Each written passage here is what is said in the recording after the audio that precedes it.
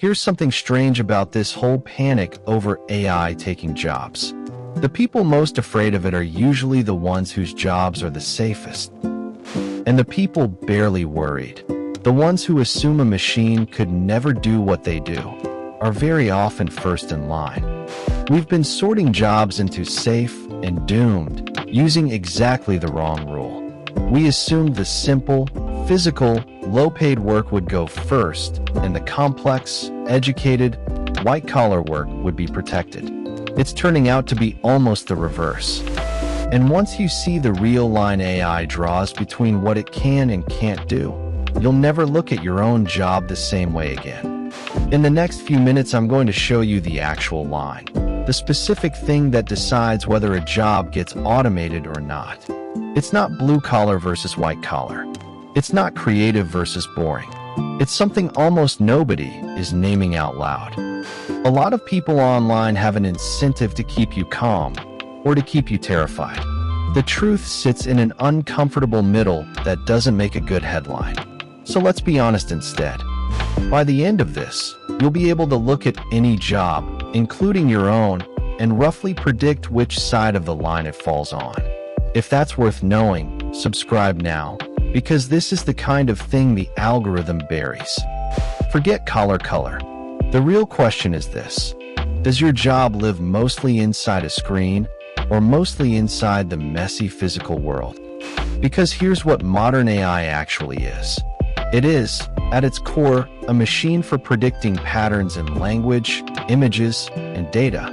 It is staggeringly good at anything that is fundamentally information being turned into other information. Words into words, numbers into a report, a prompt into a picture. If your work is taking digital input and producing digital output, you are standing exactly where this technology is strongest. Now flip it. The thing AI is shockingly bad at is the physical world, a world full of unpredictable objects, bad lighting, things that move, surfaces that are slippery, and situations no one wrote down in advance. A robot that can fold a towel reliably in a messy real home is still, today, a genuinely hard research problem. Meanwhile, software that can write a competent legal summary already exists. The accountant, the paralegal, the junior coder, the copywriter, their entire job lives inside a screen, in the exact medium AI was built to master. The plumber, the electrician, the nurse, the line cook, their job lives in the physical, unpredictable, human world, the one place the machine still stumbles. The line was never about how skilled or educated you are. It's about which world you work in. But here's the part that's harder to hear, and it's where most of these conversations quietly lie to you. AI is not going to take your job by walking in and doing all of it. That almost never happens. What actually happens is more dangerous, because it's invisible until it's done. AI takes tasks, not jobs, and it takes them from the bottom up. Think about what a junior person in any screen-based field actually does. The first draft, the basic research, the simple summary, the routine version of the work that you used to do for years before you got good. That entire bottom rung, the training ground, is exactly what AI does instantly and for almost nothing.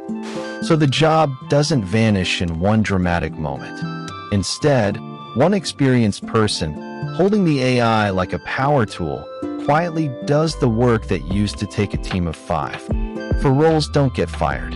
They just never get hired in the first place. And the cruelest part is who it hits hardest, not the veteran at the top, but the beginner trying to get in. The ladder doesn't break at the top. It gets sawed off at the bottom. And this is exactly where the story flips from scary to useful, because once you understand the mechanism, you can stop being on the wrong side of it. The people who lose to AI are the ones who define themselves by the task. I'm the person who writes the first draft. I'm the person who builds the basic report. Those people are competing directly with the machine, and they will lose, because the machine is faster and free. The people who win do something different. They stop being the hands and start being the judgment. They let AI produce the rough version, instantly, endlessly, and they become the person who knows what's wrong with it. That skill, taste, judgment, knowing what good even means, is the one thing the machine cannot hand you, because it has no idea what it's looking at. It only predicts. It doesn't understand. Take a photographer. The part of the job that was press the button and capture a clean image, AI is eating that alive. But the part that was make a nervous human relax, see a moment before it happens, and know which single frame tells the story, that's untouched, and now it's worth more, not less. Take a coder. Writing a standard function from scratch? The AI does it in seconds. But deciding how an entire system should be built, catching the subtle bug that will cost a company millions, understanding what the business actually needs, that just became the whole job. Take medicine. For years, people said radiologists were finished, that AI would read the scans, and that would be that. And it's true. AI is now genuinely excellent at spotting a pattern in an X-ray. But notice what that actually replaced. It replaced a task, not the doctor. Because reading the image was never the whole job. Sitting with a frightened patient, weighing that scan against their history, deciding what to actually do, taking responsibility for a human life. None of that got automated. And take the trades. An AI can tell you, in perfect detail, how to rewire a panel. It cannot show up at your flooded house at 2 a.m., crawl into a cramped space full of decades of someone else's mistakes, and physically fix it without burning the place down. The irony is brutal. For a generation, we told kids the safe path was to sit at a desk and let their hands go soft. That exact advice now points straight at the jobs most exposed. Now here are the layers underneath this that almost nobody says out loud. 3 of them, each one sharper than the last. First layer, safe from AI and good job are not the same thing. Some physical jobs are hard to automate, but also hard on your body and poorly paid. The goal isn't just to dodge the machine.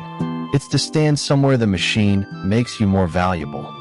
Second layer, and this one stings. The danger isn't really the AI. It's another human using AI better than you. You are almost certainly not going to be replaced by a robot. You're going to be replaced by a person who learned to do your job with these tools while you were busy hoping the whole thing would blow over. The tool doesn't fire you. The colleague holding it does. Third layer, the deepest one. The single most protected position in this entire shift is the one that combines both worlds. The person who understands the screen and the physical reality. The nurse who also understands the AI reading the scans. The contractor who can actually use the software the rest of the trade refuses to touch. The moment you can stand with one foot in the digital world AI dominates, and one foot in the physical, human world it can't. You stop being something AI replaces. You become the rare person who tells it what to do. So understand what this moment actually is, underneath the noise. This isn't really the end of work. It's the end of getting paid well for doing what a machine can now do for free. And that's a brutal but oddly clarifying line. It means the safest thing you can build is no longer a single skill.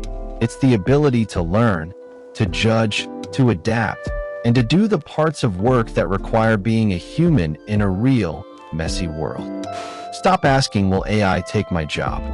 It's the wrong question, and it leaves you passive and afraid. Start asking the only question that actually helps.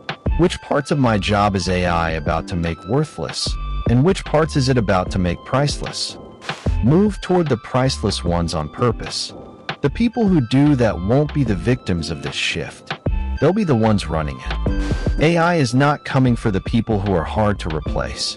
It's coming for the people who made themselves easy to replace and then refused to notice. The machine is extraordinary at doing. It is helpless at deciding. So become the one who decides. Become the judgment, not the hands. Stand where the digital world meets the physical one, and you become almost impossible to automate away. The danger was never that AI would think like a human. It's that too many humans had stopped doing the part only a human can. Don't be one of them. If this gave you a clearer way to think about your own work, subscribe and tell me down below, which side of that line does your job fall on? Let's actually talk about it. See you in the next one.